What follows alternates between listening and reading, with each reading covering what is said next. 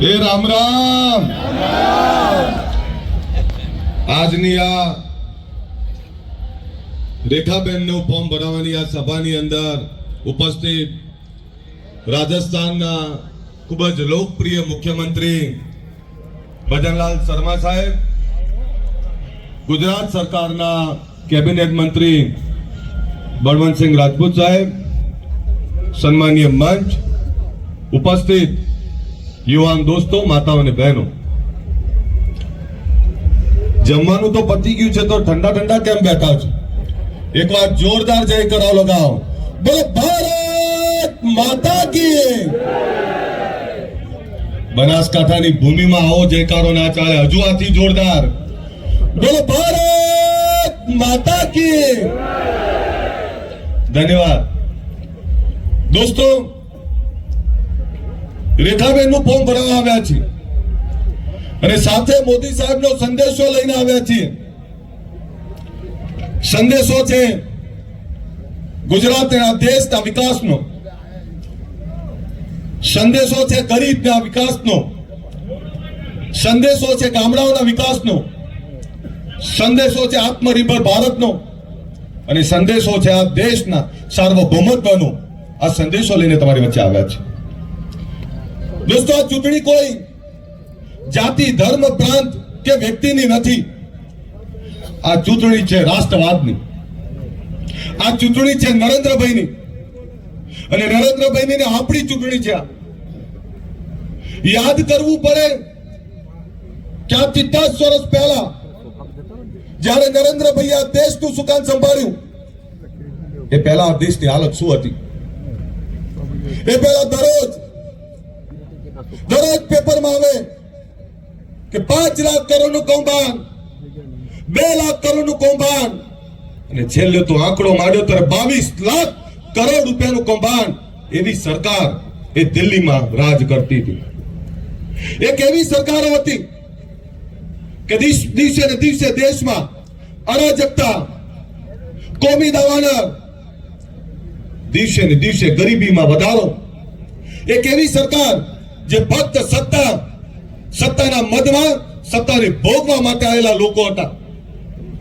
એક એવી સરકાર હતી જ્યારે દેશની અંદર આયે દિન આતંકવાદીઓ હુમલો કરે, આયે દિન કાશ્મીરમાં હુમલો થાય, આયે દિન દેશના અનેક ખૂણે આતંકવાદીઓ હુમલો કરતા. એક એવું આ ભારત અને ભારતની એક એવી સત્તા હતી.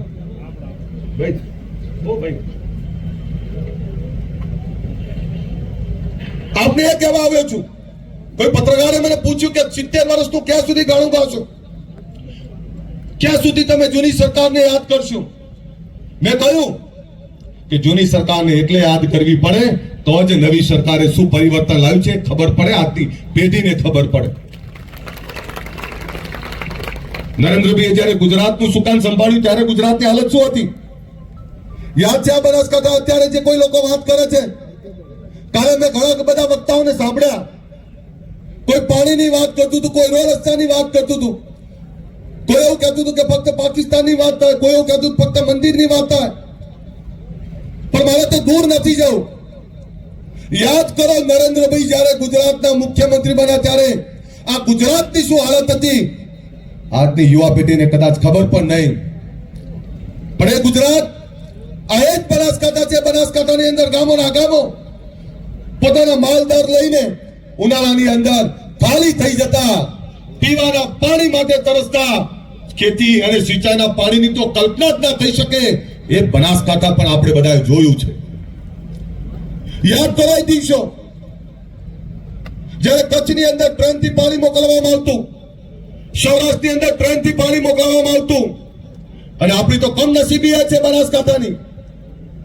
કુદરત રૂઠે તો આપણે ત્યાં દુષ્કાળ પડે અને કુદરત રૂઠે તો અતિવૃષ્ટિ થાય.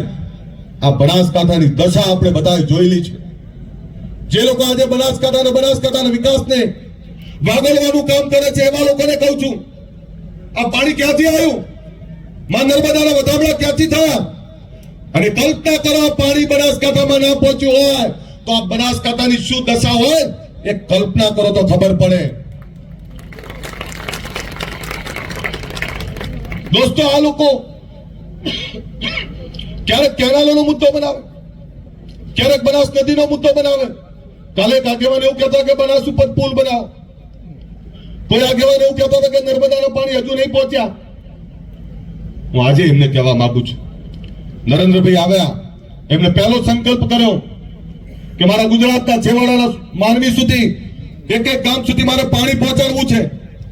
અને આજે ગુજરાતની અંદર નર્મદા ગામડે ગામડે છે, આખા ગુજરાતનું જીવન ધોરણ બદલાયું છે. આપણે સુખી થયા છીએ તેમાં નર્મદાના કારણે થયું છે. આપણે તો ખેડૂના પુત્રો, આપણે તો ખેડૂ, આપણને પાણીને અમૃત કહેવાય.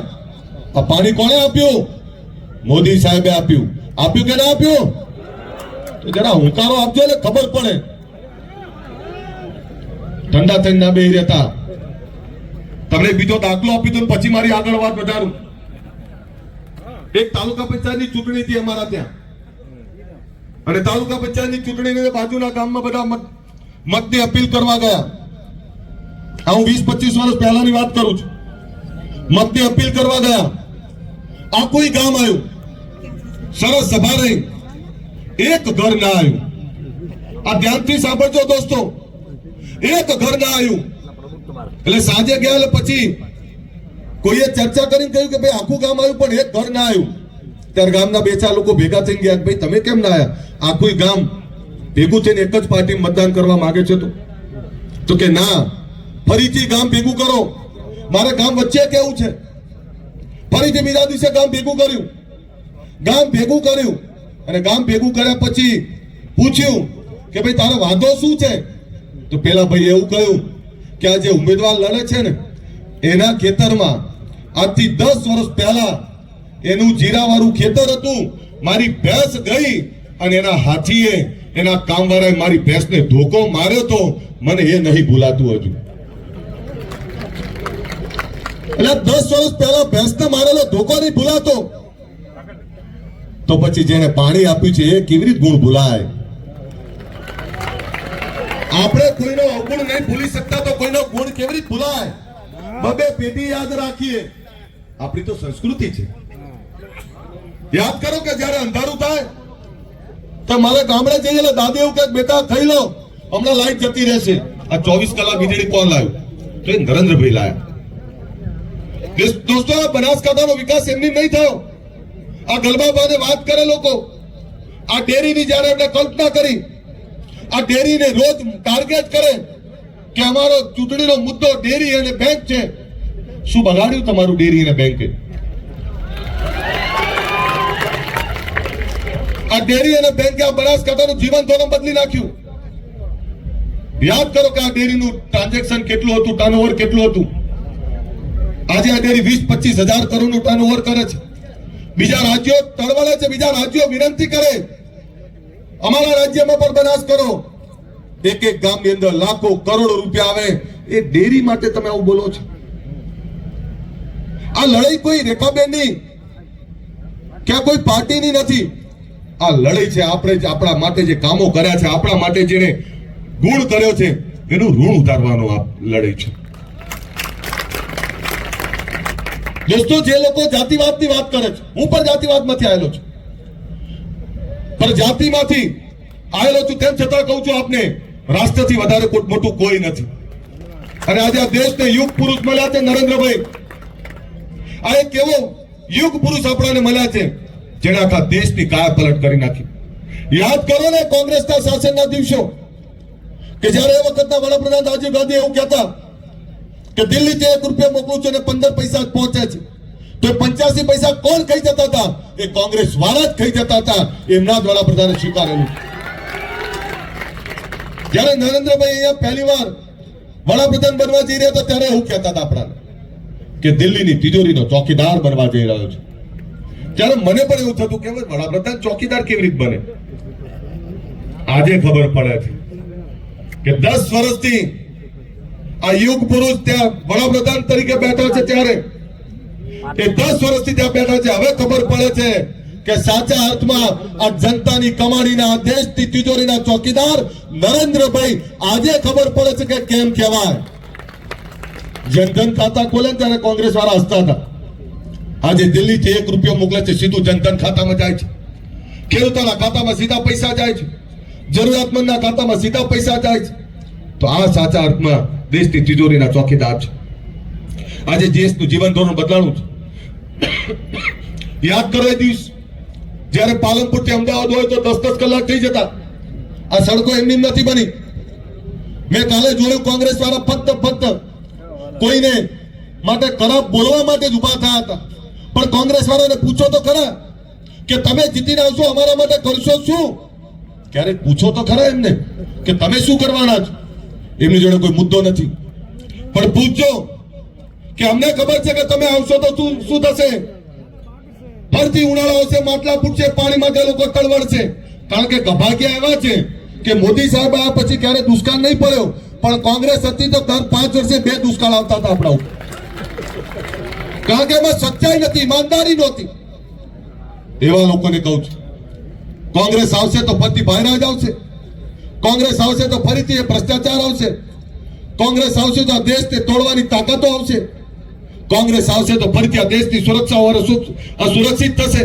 એટલે તમને વિનંતી કરવા આવ્યો છું, આ ગલબાભાઈની દીકરી લડે છે અને ગલબાભાઈનો ઋણ ઉતારવાનો સમય છે.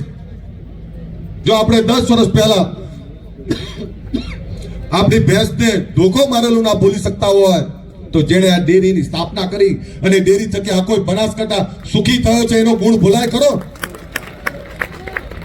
એમણે કહ્યું કે તમને બહુ એવું હોય તો કે ચેરમેન બનાવી દો. સમય આવશે તો એ પણ કરીશું, પણ અત્યારે સંસદ બનાવવા છે. અમારે સંસદ એટલે બનાવવા છે.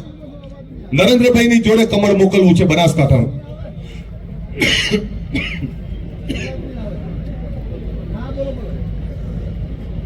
નરેન્દ્રભાઈની જોડે કમળ મોકલવું છે.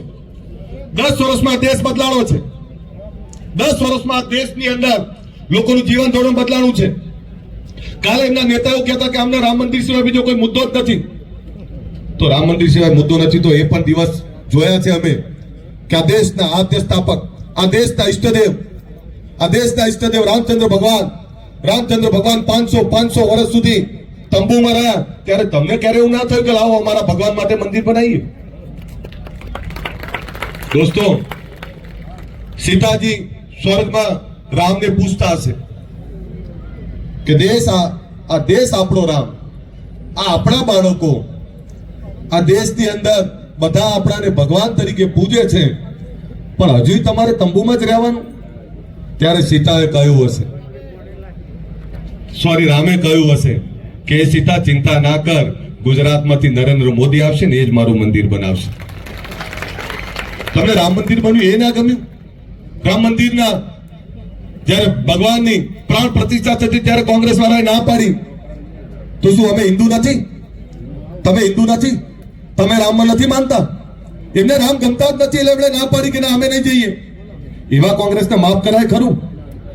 સાફ કરી દેવી પડે સાહેબ, અને એવો જવાબ આપવો પડે કે એમને ખબર પડે. બીજું એમના એક નેતા એવું કહેતા કે અમને પાકિસ્તાન સિવાય મુદ્દો જ નહીં દેખાતો.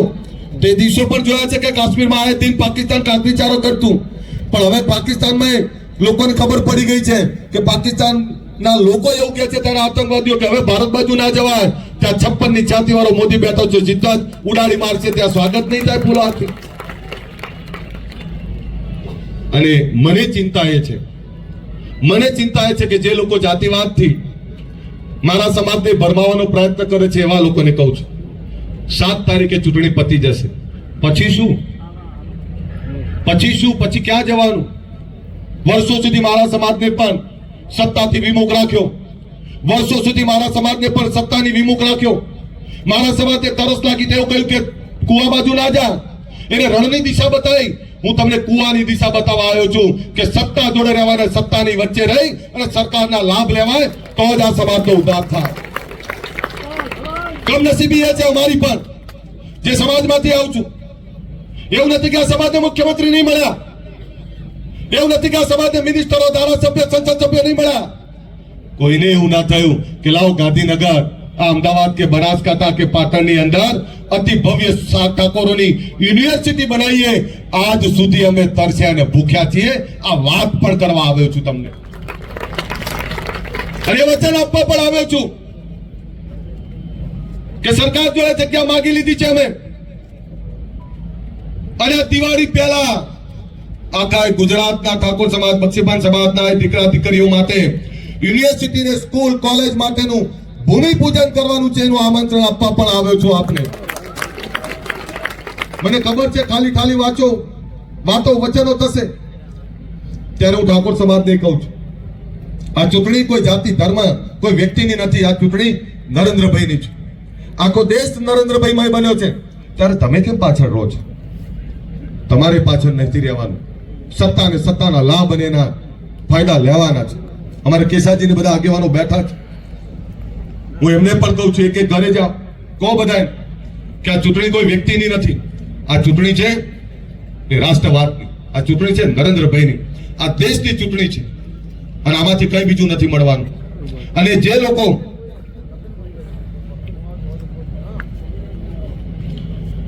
જે લોકો પોતાને એપીએલ બીપીએલ કહે છે, એમના એફિડેવિટો જોઈ લેવાના બધા. દોસ્તો, ચૂંટણી અમારે લડવાની અને પૈસા તમારે આપવાના, દોડવાનું તમારે. આ કયું અમારી ઈચ્છાથી લડીએ છીએ અમે, લડ્યા પહેલા કોઈ પૂછતા તો નહીં અમે. ત્યારે તમને વિનંતી કરું છું કે જોજો ભરમાતા નહીં. 20 દિવસ પૂરા થઈ જશે પછી શું, આનો જવાબ કોઈ મને આપી દે તો હું 100% એમની વાતનો જવાબ આપીશ. પણ એનો જવાબ કોઈને, મેં ઘણાને પૂછ્યું, આ 20 દિવસ પછી શું? આ બનાસકાંઠા એ આપણી ગૌરવવંતી ભૂમિ છે અને આ બનાસકાંઠાની અંદરથી કમળ મોકલો. નરેન્દ્રભાઈ અનેક વાર આવ્યા, નરેન્દ્રભાઈ અનેક વાર આપણાને આશીર્વાદ આપ્યા છે. ત્યારે આ બનાસની ડેરીનું ઋણ અદા કરવાનો સમય છે, નરેન્દ્રભાઈનું ઋણ અદા કરવાનો સમય છે. ત્યારે હું તમને બધાને વિનંતી કરું છું, કમળને જીતાડો. ઉમેદવાર ભૂલી જાઓ, જાતિ ભૂલી જાઓ, રાષ્ટ્રવાદના કમળને જીતાડો એવી અપીલ કરવા માટે આવ્યો છું. પાછા નહીં પડવા દો ને. બે હાથ ઊંચા રાખીને તાળીઓ પડો એટલે ખબર પડે કે રેખાબેન એકલા નહીં પડે. અવાજ આવવો જોઈએ, ના કહું ત્યાં સુધી તાળીઓ પડે એટલે ખબર પડે. બંધ ના કરતા ભજનલાલ શર્મા સાહેબને ખબર પડવી જોઈએ કે બનાસની ધરામાં કરંટ છે.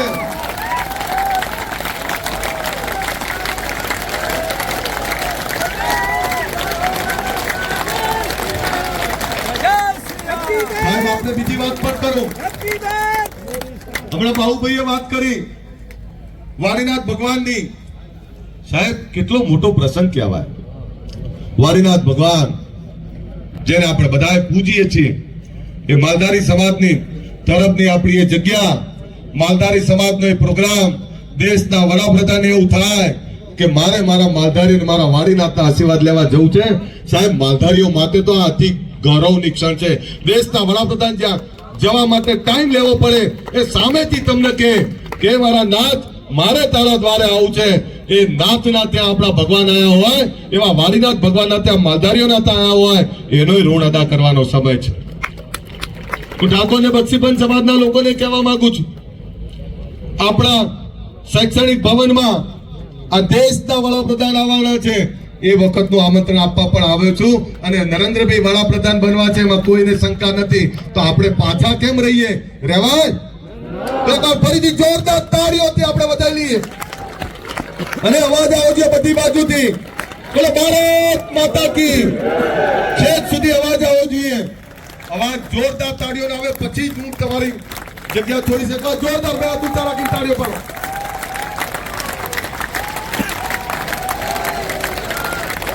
ખબરી તાળીઓ પાડો, ખબર પડે ભલા મળે તો ચોખ્ખું દૂધ છે બનાસનું. આ તો બનાસનું દૂધ ને ઘી છે. બોલો ભારત માતા કી. ભારત માતા કી. જય હિન્દ, જય જય ગરવી ગુજરાત. ખૂબ ખૂબ આભાર.